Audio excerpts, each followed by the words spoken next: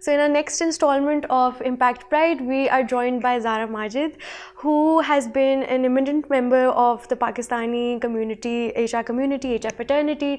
She's been part of the tobacco and the telecom sector for a really long time, and after that she's been part of the international market. She's worked in UK as an independent consultant. She has had a really long relationship with us, with Training Impact, and we'd be interviewing her for this session. So one of the biggest questions I'd like to ask you is about your philosophy in life, about your values and what drives you. So I have a set of intrinsic motivational factors. So when I was growing up, our mother drilled in us, being a single parent, she drilled in us the element of resilience, being able to spring back to life and being able to do to your best potential what you've been doing previously. And after a setback, if you've experienced something negative, be able to come out with full force and to do that. In philosophy and in life sciences and in reading through the works of different acclaimed authors, and I've come to the conclusion that there's a lot inside you that you achieve as you pass through different stages in your life. And what is it that really matters to you, brings out the best in you. So our mom said to us that just never hurt any individual, never backstab anybody, to reach to a certain height, never harm anybody in the process. And I think that's been my core value. And I still live with it. I've worked in different sorts of environments, corporate, non-corporate, and in all sorts of environments in my life, in the people that I worked with, I've tried to see the best in them. And I think being open-minded and being positive has really, really helped me move forward in life. Because I've seen individuals sometimes, if you get too bogged down with what's happening around you, and if you are not able to tune out the noise, then you may have difficulty moving at a faster pace, achieving your next set of objectives. I think my ability and that little lesson from my mum to spring back up quickly after a setback and see the best in people, be positive, be able to tune out noise, I think has been a core value which I still live with today. Another question that I think is very pertinent to our discussion today is about your vision and your mission in life. What are your work and your life aspirations? So as an independent consultant, I'm building my circle of influence in the country. So United Kingdom is a very forgiving, very warm, embracing society, and a culture which is very inclusive. So you've got people from all sorts of culture working in the country. And in that sense, I see a lot of potential in how I can add value to the British society by being not only an ambassador of Pakistan and a representative, being a Pakistani and a Muslim woman, adding that value to that society, giving back to the corporate fraternity, how I've benefited in the last few years from other parts of the world, giving that back to society, and participating more in conferences, writing papers, being that person that my true identity has been for the past 15 years, just making other people more aware of that. In terms of my personal aspirations, which also links a bit to my ambition in terms of work life, is that I'm in the process of writing a book, and I've done some blogs. And I participate in a lot of university student corporate interactions, been on a panel, mediating discussions in HR, leadership, culture, and I plan to do more of that in Europe. Been introduced, my last 5 years of work has been working with European companies, and very interestingly, it's that market which absorbs a lot. One other question that I feel is something very important and what our viewers would really like to know about. What are the challenges that you faced and how have you overcome them emotionally, behaviorally? It was my ability to say no. I would say this was a weakness. I was too kind.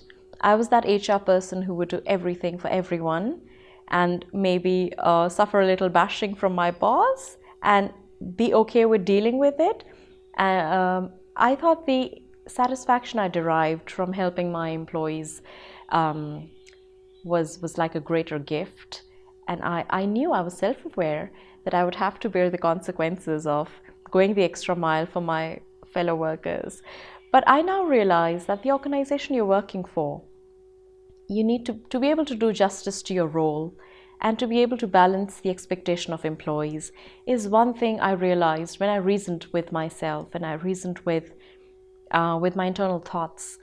Once I acquired this ability to be more assertive and weigh the pros and cons of the decisions I was taking, I was very relaxed, because it's, I think, a mental thought process, and it's how you train your mind. And I think that's the whole thing.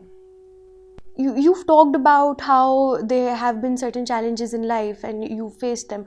What would you advise is an emotional, an attitudinal, or a behavioral aspect that one should learn from them? I think the interesting bit was that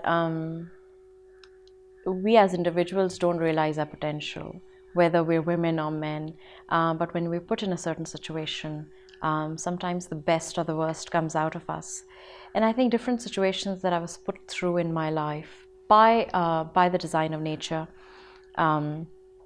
whether it was the corporate world or whether it was my own struggles, brought out really the best in me. And how I exchanged energies with my co-workers and individuals really helped me to become the next better person. And I've always competed with myself, and I've always been conscious of wanting feedback. I've always asked for feedback, and I've always wanted people to share with me if they felt something in my behavior or anything that can be improved. Or I think that's helped me. Being open to feedback has helped me a lot. And then absorbing and digesting that, analyzing that, self-awareness was one thing that I benefited from. Another area that we'd like to discuss with you in great detail is about your experience in training impacts programs, and what sort of anecdotes or memories do you remember, and how have they affected your life? It was very interesting because we had attended a lot of training programs with a lot of external trainers, which were based on classroom methodology of learning. And classroom methodology of learning and participative style of learning within an enclosed indoor environment is the only thing I was aware of or knew about. So this was very interesting when all I remember is that you needed to fill a form and say what level of energy or exercise that you do as part of your daily routine. And you were going to be participating in a 5-day residential program. And so we didn't have anything to compare it with. I had not spoken to other training impact beneficiaries. I knew that there were batches in marketing and a few other functions that had gone, but they'd not been through the 5-day program. Whereas now we were going to the 5-day program, which was leadership adventures. At that point, that's what we called it. I think later on, Training Impact rebranded it as Leadership Expeditions. So with no expectations, with nothing to know, very excited because we were going for 5 days. Pack your bags and put on your hiking shoes, and we were told to break our shoes, which I didn't. So I was going with a couple of friends as well, and I was very excited about that, and we were to be camping, and so that's all I knew about. And so and one thing that Naseem Saab said is that when you're in the wilderness, you're in the hands of nature. That's one thing I can never forget, because it relates so much to my experience and the experience of others, that it really, really, now I remember, I'll never forget it now. It was a life-changing experience for me, those 5 days. If you ask me what has been, in terms of external intervention of a trainer, that has impacted my life. So between the top 5, I've benefited from a lot of international programs as well. But in the top 5, the top 3 would be Training Impact's 5-day leadership adventures. And I can tell you later how it changed me, what happened, and how it made me a completely different person after the program. So that's a very, very pleasant question. So I'll start with that until I come on to the harder parts. The pleasant memories I have with are doing things together, but most importantly, in terms of if I remember the kindness of the trainers, because my physical strength did not match the other participants' physical strengths. And in terms of how the training impact team, I was able to see their kindness quotient, their emotional quotient, their ability to come down at my level and be able to experience that with them has been my most fondest memory. And the reason why I was able to take then training impact to other organizations that I worked with, because I'd first-hand experienced the value of that program in myself, what it instilled in me, the values it brought in me. I was able to share that first-hand experience with my next employers. And I think those fond memories played a part, my learnings played a part, but training impact and its programs are a niche part. It's really interesting that the wilderness and so many different aspects have affected your life, and you've taken a lot of lessons out of them. Could you tell us a few stories or memories that you learned from and you still apply them? So my challenge during the 5-day leadership expeditions, leadership adventures program with training impact was my physical abilities. I realized that there was a little handicap in my physical abilities. My internal body strength it didn't match with my team members' strength, and I was lagging behind. I was making the team go slow because I was probably dehydrated. My shoes were not broken. It was the first ever 5-day hike that I did. One day of which in which we lost our way in the forest, and we were in that forest up and down, going down for like literally 7-8 hours. And I think that my co-members and my team had better strength than me.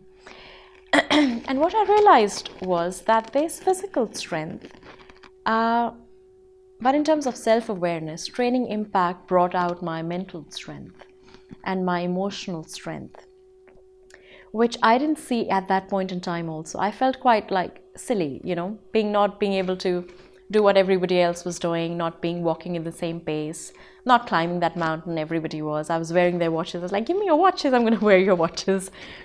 And they're doing their thing, and I'm just sitting, I'm like, oh, my legs have no strength. They feel like they're made of steel. And I found out later I was just dehydrated. And I didn't have enough salt in my body to take me going further. And I didn't have that kind of exposure as a child, being very physically active as other people did. And I think that was a physical handicap that I realized during the program. But what training impacted was diagnostics of the team member. And my diagnostics was done by them, and my strengths were identified by them, which they shared with the team and me later, which was a surprise to me. I thought I was being seen as somebody who's not done it, she's making the group go slow, she's kind of not contributing enough, is she trying hard enough? But no, actually they were observing my mental strength, they were observing my emotional strength. I did not break down in terms of I didn't throw a temper, I didn't cry, I didn't yell at anyone, I didn't throw anything into the wilderness. Other people who were getting frustrated, I think they were doing a bit of that. I wouldn't say everybody has their own set of strengths. So what somebody else's strength wasn't mine. Whereas I think how Naseem Saab says to others, why I think we're even having this chat now is because he identified to me what my strengths were. And then how it helped me is that I built on later on those. Okay, so one interesting memory is that I'll share two with you. You asked me one, I'll share two. One is when we're wanting to go from one campsite to another. And so we're in a hotel and we're going to walk to the campsite where we're expected to cook and do stuff. And there's a long walk. And that's day 2 or day 3, and that's a junction where my legs are feeling like they're made of steel. And I'm saying, I can't walk any further, I'm dragging myself. And I think because of the dehydration, my body lost a little balance. So when I was standing, I was not properly standing, I was falling here and there. I needed to be sitting or be holding somebody's hands. And I think Naseem Saab was very aware of that, and he he said to the team that she's going to go on a horse. Now, how the game went on in those 5 days was that each team had been given resources, and a horse was a resource of a certain financial value that was in points. And when my team lost that horse to me, they lost those points.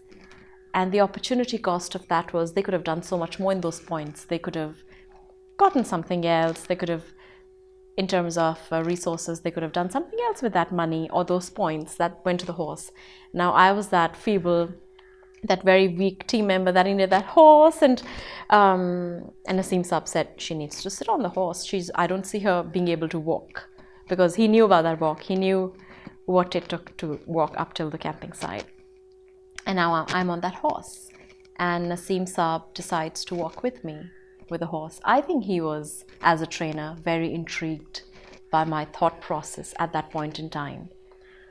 And he made the most of my thoughts, and it gave me a certain bit of solitary time to reflect back on what was going on, my learnings, what I could do better.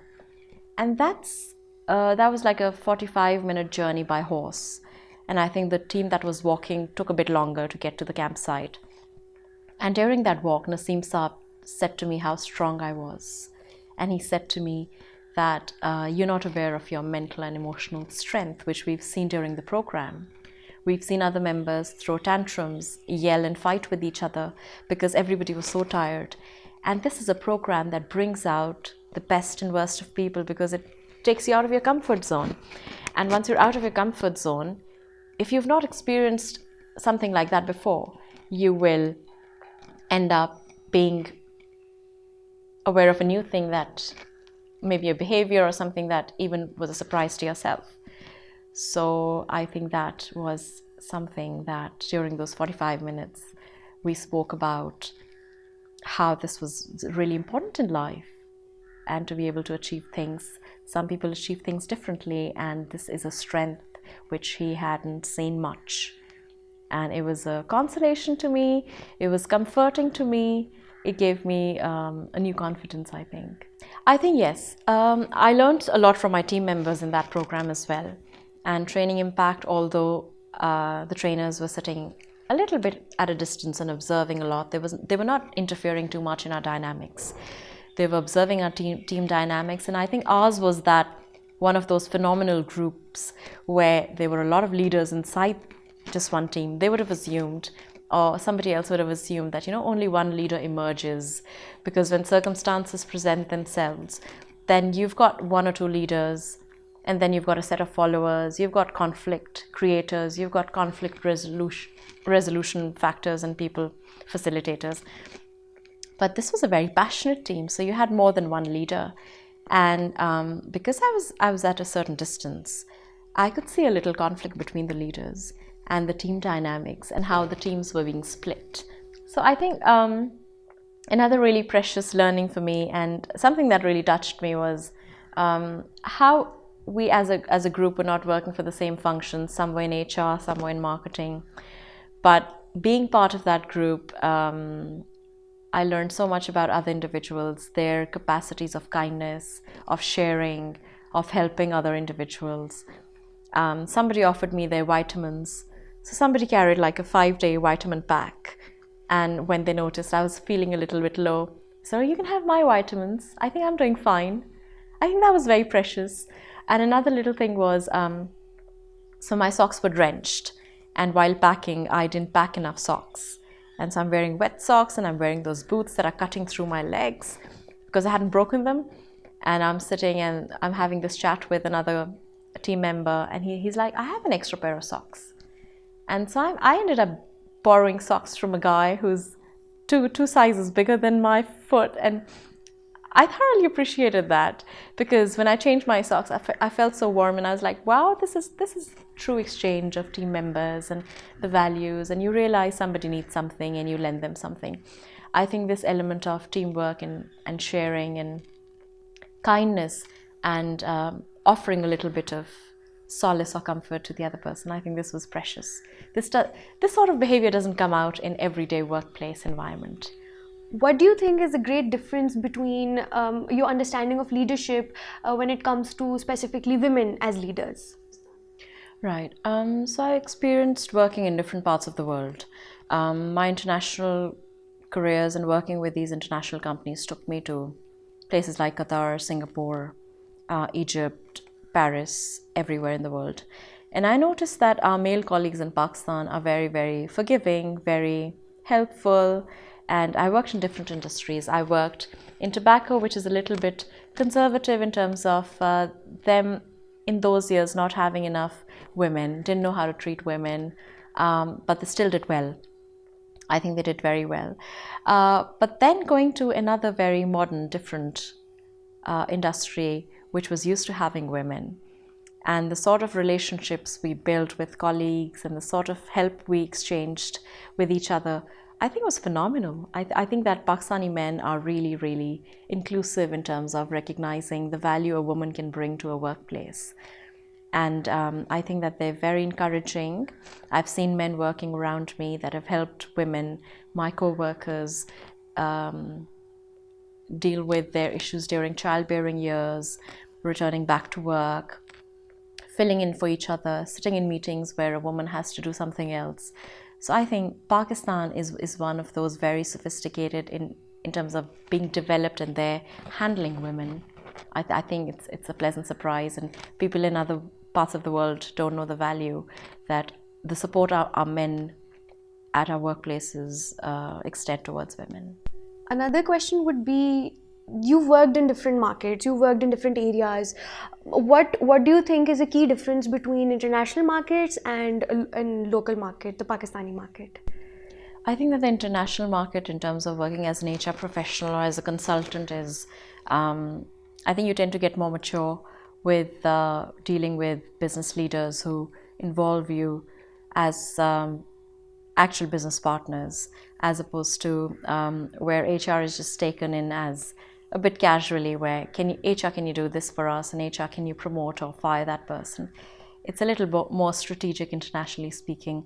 And also expectations from an HR professional are more profound in terms of what is the numeric or financial value of savings you can, as an HR professional or a consultant, you can do by us getting you on board.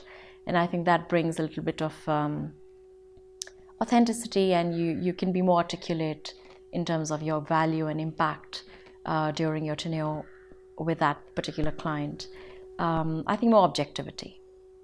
I'd like to ask you that on a final ending note, what would be some advice or some nugget of wisdom that you'd like to impart to people who recently entered the job market or they've started their career? I think my advice to students who are graduating now, as well as those who've just started their career, is to be very persistent and consistent. Learn to tune out the noise. Anything that bothers you, whether it's a political environment, whether it is the negativity of a certain individual, learn to tune out noise. And I think that you can, if you're very focused, then you can really achieve heights and go to the next level within a very short span of time. And I'm one of those beneficiaries of that system who nurtured fast trackers, and so are some of my bosses and individuals, the team members that worked with me. If you learn to tune out noise and if you're focused, you can really go up very quickly with the help of others. And I think that you should also help each other as you do that. As you grow, learn to give back to society and give back to community what it has given to you. Thank you so much for meeting with me, and I'm always indebted to Training Impact for the value it brought to my life. And I look forward to working with you guys always. And thank you for speaking with me. Thank you.